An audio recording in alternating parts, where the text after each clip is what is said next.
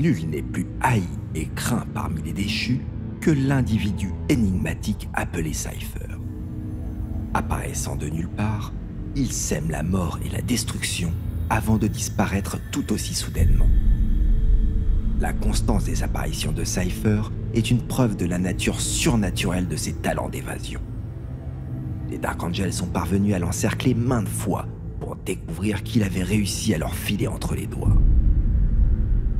Certains maîtres des Dark Angels affirment que Cypher est protégé par quelque puissance supérieure et qu'il représente l'unique chance de rédemption des déchus.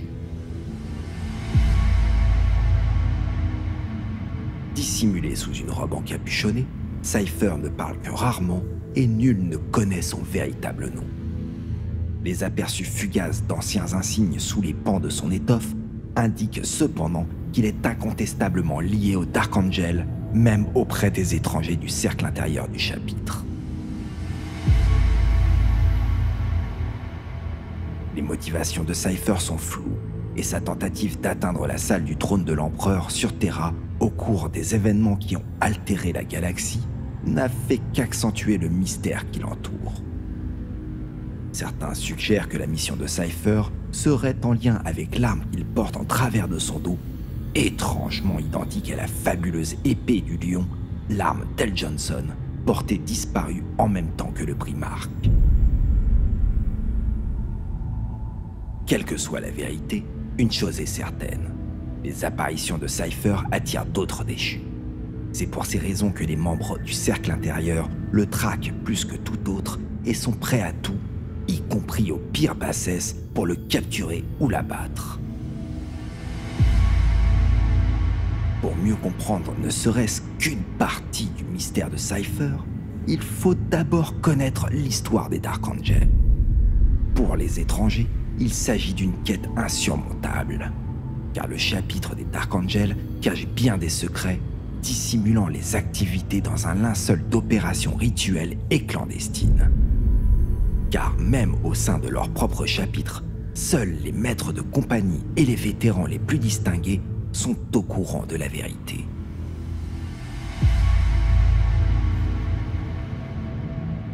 Dans les dernières années de l'hérésie d'Horus, le monde d'origine des Dark Angels, Caliban, fut corrompu. Le commandant second de la Légion, Luther, trahit les Dark Angels et détourna de nombreux de leurs frères de l'Empereur. Ces traîtres ont attaqué leur primarque, Lion L. Johnson, et le reste de la Légion à leur retour sur Caliban.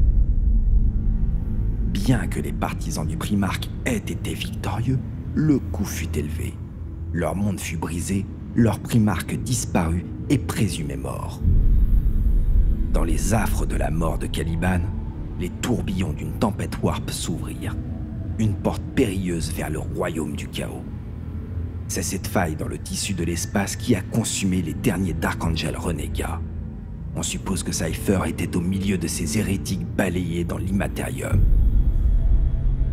À la grande frustration des Dark Angels, il n'existe pas de liste ou de récit complet de ceux qui, ou combien, avaient écouté les sombres murmures des puissances de la ruine et se sont retournés contre leurs frères.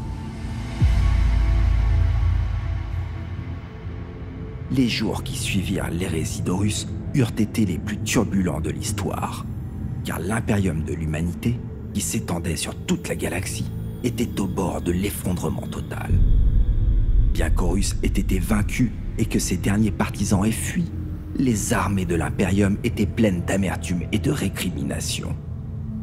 La trahison surprise d'Horus eut de profondes répercussions qui perdurent encore aujourd'hui.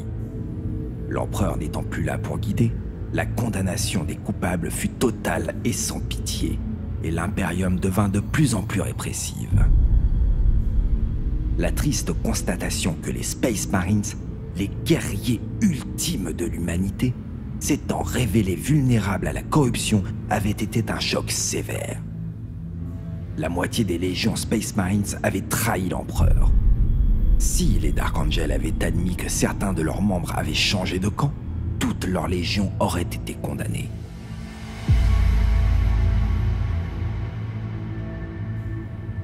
Au lendemain de la destruction de Caliban, il y avait beaucoup à faire et beaucoup de secrets à garder. les Dark Angels découvrirent qu'il était plus facile d'éviter le barrage de questions en s'immergeant totalement dans un devoir rigoureux. Cependant, ils furent finalement obligés d'expliquer la perte de leur primarque et de leur monde d'origine, Caliban, encore et encore, en racontant leur histoire inventée de toutes pièces au haut seigneur de Terra et finalement à l'Inquisition nouvellement établie.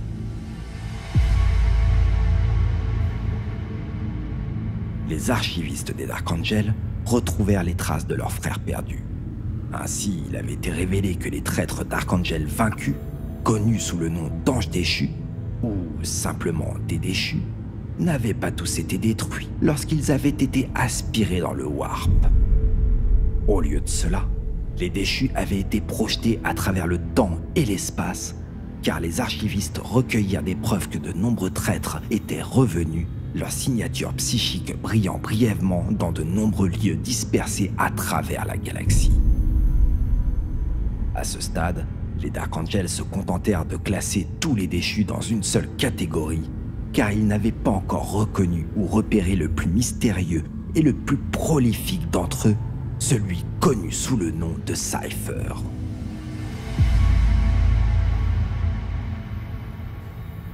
Le fait que les traîtres aient échappé à la vengeance de leurs frères loyaux est un tourment pour les Dark Angels survivants. Et ça, aussi longtemps que les déchus vivront, la grande honte de la Légion continuera elle aussi. Cypher est le plus énigmatique et le plus chassé de tous les anges déchus. La quantité d'informations recueillies a conduit à une connaissance ou une compréhension très limitée. On ne sait même pas si c'est son nom ou s'il s'agit simplement d'un titre ou d'un alias. Pour l'Imperium en général, Cypher est soit totalement inconnu, soit un être de rumeurs obscures qui semble être d'une manière ou d'une autre lié au Dark Angel. Pour les impardonnés, Cypher est un être de légende et de spéculation indicible. Ceux qui ne connaissent pas la vérité derrière l'histoire de leurs ancêtres reconnaissent encore que Cypher est la némésis du chapitre d'Archangel. Bien qu'il soit interdit de discuter de telles choses, à l'insu du sergent ou du chapelain, les rangs chuchotent. Pour eux, Cypher est une légende, un démon du Warp ou un métamorphe qui vit dans les robes du pénitent, un grand ennemi et un trompeur d'hommes. Certains disent qu'ils cherchent à se venger de ce que les fils du lion ont fait dans une guerre oubliée depuis longtemps. D'autres disent qu'il n'y a pas qu'un Cypher, mais plusieurs.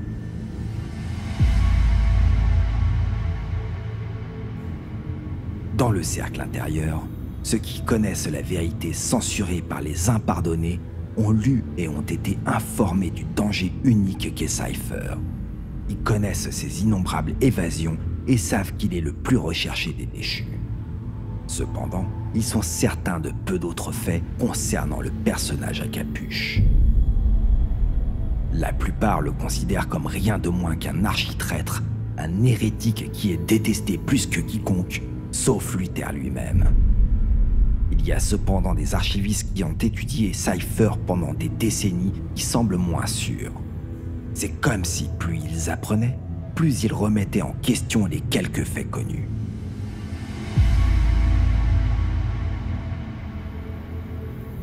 Il est même possible que Cypher ne fasse pas partie des déchus, bien qu'il soit étroitement lié à eux d'une manière inconnue et qu'on le retrouve souvent à leur côté. En effet, les déchus se rassemblent autour de Cypher, semblant réapparaître partout où il est aperçu. Cela aussi s'est avéré être une énigme, car parfois Cypher semble attirer directement les impardonnés sur le chemin des déchus qui, autrement, auraient échappé à l'attention. Mais dans d'autres cas, Cypher peut être trouvé ailleurs, dirigeant des déchus au combat ou les aidant dans une mission secrète. C'est cette capacité à jouer apparemment des deux côtés qui frustre le plus ceux qui le recherchent.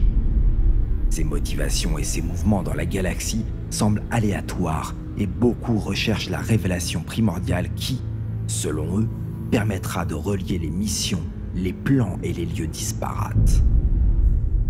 Jusqu'à présent, rien de tangible n'est venu expliquer pour quel but Cypher complote ou pour quelle cause il teste les impardonnés. En fin de compte, que ce soit en tant qu'ami ou ennemi, en tant que chasseur ou chassé, partout où Cypher apparaît, la bataille et la discorde s'ensuivent. Jusqu'à ce qu'il soit finalement capturé, il restera un héros de combat à la fois présomptueux et obscur.